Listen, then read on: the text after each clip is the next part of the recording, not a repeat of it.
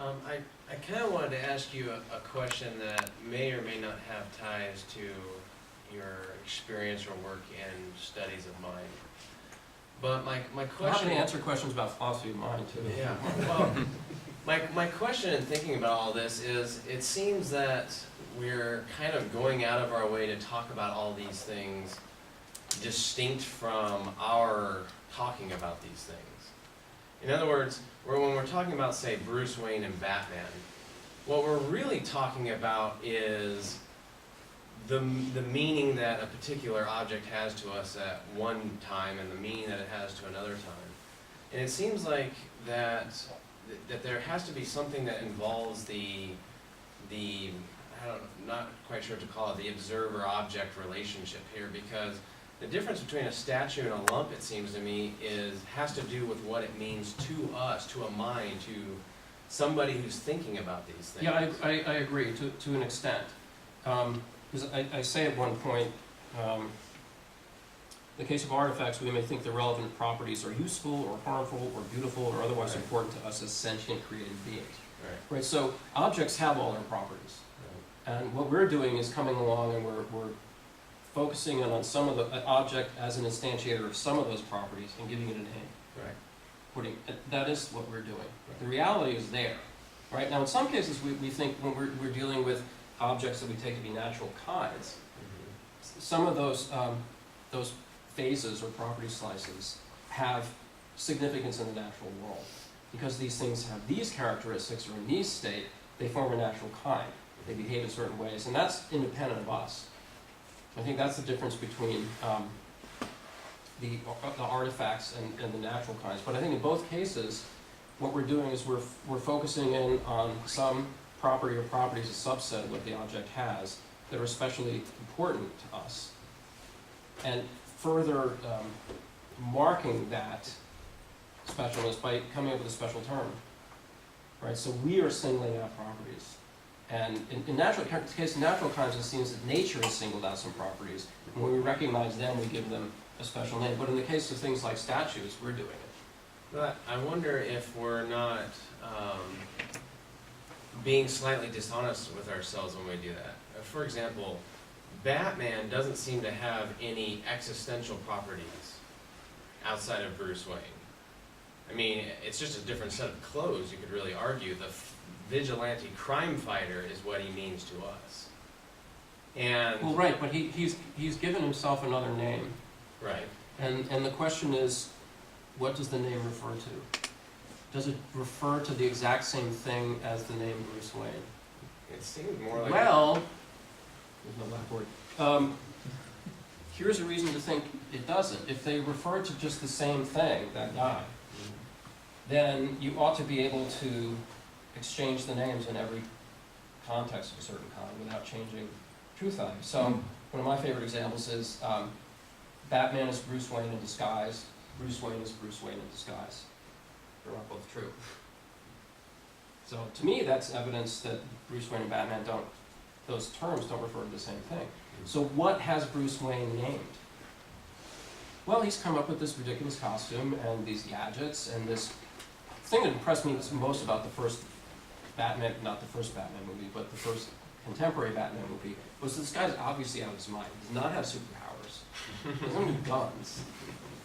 And he gets the crap eaten out of him, like every night, right? So, but he's got this whole thing he does, this whole bat idea, and that's what the name names, that constellation of behaviors and ways of dressing that he is segregated. Now, someone like Sam Clemens and Mark Twain, I think Mark Twain doesn't designate an alter ego as Sam Clemens, it's just a pen name. It refers to the same thing that the name Sam Clemens refers to. But in some cases, people come up with names for aspects of themselves, and they keep them segregated. I think something like this is going on in cases of multiple personality as well. So the question is, what is Batman a name of? Well, certainly it's a name of Bruce Wayne, but not just. And I think, well, Batman is a name of Bruce Wayne, but it's a name that only applies to him under certain circumstances. It only applies to him by his own choice. You could change this, right? You could change the costume, you could change what he does, but by his choice, he said, I'm going to let this name refer to me when I'm doing this crazy stuff in this Yeah. He gets to decide. And he has to keep it, I think for it to be an alter ego, he has to keep it separate from everything else. Good question, and then Troy. Can I be clear? I'd like you to clarify something here for me. You sounded like you were talking about discovering properties. You said objects have their properties. Are you actually saying that we don't attribute, say, hardness to a rock, but it's got hardness there? Well, I don't know about hardness. I've read Berkeley. But there are certainly some properties that the rock has independently of our perceiving it. How can a thing have properties without a consciousness to think up something as complicated and abstract? Well, because properties are features of the object. But What only about the consciousness universe? can What about the perceive universe 3 minutes after the Big Bang? Things had characteristics then, but there was no sentient life in the universe. But So these are only the a objectively consciousness existing. can talk about properties. We can talk about them, but we're talking about something that exists independently of our talking about it. So you think we discover At least I'm properties kind of we a don't realist. So, attribute? what? You are. Yeah, they're discovered. They're not invented. They're out there. Some of them. Well, yeah. Many of them. Again. Dinosaur. The property of being a doorstop is not among them, but property of having a mass of 21 grams is. That was around long before we were. Didn't have a name, no one was thinking about it, but it was a characteristic that some objects had. So mathematics was around before consciousness. Yeah, I think so. But that, I think it's a separate issue, but I certainly think that rocks were around before consciousness. Troy? I want to follow up on the discussion of Batman and Bruce Wayne. I'm trying to figure out what properties they share. I would think that if Batman is a name for Bruce Wayne at a certain time, in a certain costume and so on, they'd share a lot of properties. Like, if Bruce Wayne has breakfast in the morning and then changes into Batman, Batman's not going to think to himself later, oh, I didn't have breakfast this morning, I must be hungry, right? He did. He was Bruce Wayne. Well, Batman is Bruce Wayne. Right. Bruce Wayne isn't Batman. But the reason I want to know about this is because you said at one point that Batman can't die because alter egos can't die. Right. But that's an important property that, so now I'm wondering what other properties don't they share? I mean, this Well, seems odd to me. if somebody shoots Batman, Mhm. they're killing Bruce Wayne. Right. Someone fatally shoots Batman, they're killing Bruce Wayne. You can't, and if he's dressed as Batman, you're also making Batman go away, which is what criminals want to do. But they want to Right. kill him, and they can't do that. Well, But wouldn't the they don't know newspapers- he's Bruce Wayne. They want to kill the guy running around in a cape, and they call him Batman. Right. So what they really want to do is kill Bruce Wayne, But they don't know. but they want to do it by killing Batman. Right. Is Batman alive? Is he a living thing that can't die? Because that would be, seems kind of Yeah, you don't want that. weird. Yeah. He's Well, just a yeah, particular he- phase of it. Good question. Well, I mean, if you have another person who dresses up in the Batman costume and does the same things, then Is he has- Batman? yeah, has Well, this is an Batman interesting issue, and another example in this paper is Zorro, That's what I was getting right? at. Who passes on the persona to somebody else. Okay, now you be Zorro. I have enough already of Zorro. You can be Zorro, but if someone else did it without Bruce Wayne's permission, these are like artistic creations. You have certain rights to them. If someone else did it without Bruce Wayne's permission, you could sue for copyright. It's like I can't dress up in a wig and bizarre corset and call myself Madonna and tour the world singing. For many reasons, but one of them is that I'd get sued.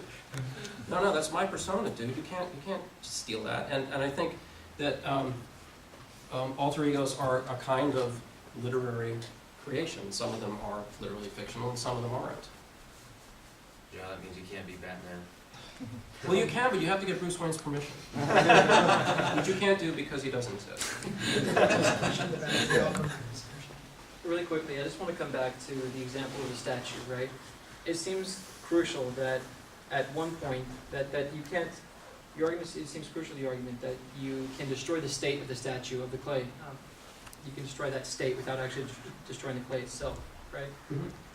What about where the object actually assumes the state that it's in? So for say, in the example where the statue is now marble, I mean, it seems like that marble becomes the statue, because when you start destroying the marble, I mean, you are essentially destroying the rock itself. It's not the same lump of rock that it was. I was just wondering what you would say about a more concrete state where it seems Well, like. look, there's ways of destroying the statue without destroying its constituents, and there's other ways of destroying the statue that necessarily destroy the objective constituents. So if you take Eddie and just start pulling his tail off and his head off and you destroyed the lump.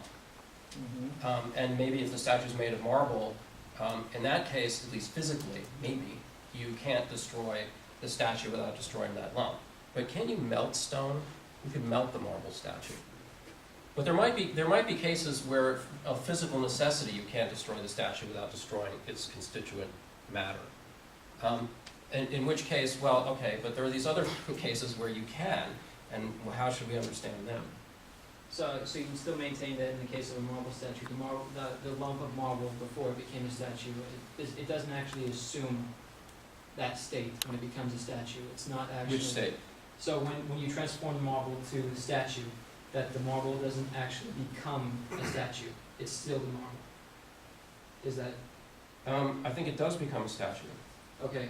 I mean, the interesting thing about the statue case, and I hadn't thought about marble statues, but in the lumpy case, you're just taking a bit of matter and reshaping it. In the case of carving something out of marble, you're actually changing the original lump. But you do have, once you're finished, you have a mass of marble, and you also have a statue. And Right, but you you can can't imagine, so Superman comes in and does this thing with his X-ray eyes and just melts down the marble. Sorry, no more pietà, just this, right? It's not a statue anymore.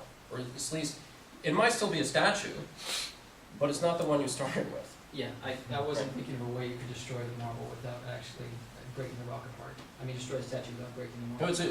it's a good, brings up some good issues though. I have a question about your statement. If you shoot Bruce Wayne when he's dressed up as Batman, you're shooting Bruce Wayne. You are. You are. Mhm. And any, sane people like yourself would say Bruce Wayne dead. But wouldn't the 24-hour news cycle and all the newspapers in the world have Batman dead? Batman Yeah, assassinated. no, that is a good question. I have to rethink that. Maybe I should have said alter egos can die. But only when they're inhabited. Well, an alter ego is a person in a persona. So if an alter ego is a person in a persona, so what I should have said is personas can't die, right? Not the alter ego, because the alter ego, it's been a long time since I looked at this paper. The alter ego is the combination is the person inhabiting the persona, and that is, a person inhabiting a persona is a person. So if that's what an alter ego is, you can kill an alter ego because you can kill a person. So that's what I should have said. Yeah, another issue about the lump and the statue is, couldn't someone argue that the statue is the shape, not the object, in sort of a platonic ideal form? Like, I can buy a Statue of Liberty. You can't buy the Statue of Liberty. Well, maybe you can. If it were for sale, you could. Is it the shape or the? But that's not the Statue of Liberty. That's a model of the Statue of Liberty. And what makes it a model of the Statue of Liberty? It's got the right shape and it looks like it's made out of the right kind of stuff. But that doesn't. The Statue of Liberty is a unique object. Eddie is a unique object. Michelangelo's David is a unique object. You can have imitations of it, but it was carved out of this piece of marble. It was made from these 100 million pennies from school children, like Yeah, this but- actual mass of copper.